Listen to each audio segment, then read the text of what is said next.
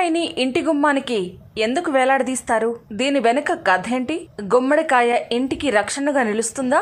గుమ్మడికాయ పాడైపోతే దేనికి సంకేతం? ఈ కథ ఏంటో తెలుసుకోవాలనుకుంటే ఈ వీడియోకి లైక్ కొట్టి ఈ వీడియోను పూర్తిగా చూసేయండి. ఇక వివరాల్లోకి వెళ్తే, మనం గుమ్మడికాయని దృష్టి దోష నివారణకు గుమ్మంపై కడితే కట్టిన కొన్ని రోజులకే కొన్ని పాడైపోతూ ఉంటాయి. ఇలా తరచూ పాడైపోవడానికి అనేక కారణాలున్నాయట. అందులో మొదటిది నరదృష్టి ఎక్కువగా ఉంది అని అర్థం చేసుకోవాల్సి వస్తుంది. ఇంకొకటి ఆ ఇంటిపై నకారాత్మక శక్తి ఎక్కువగా ఉన్నదని కూడా భావించాలి.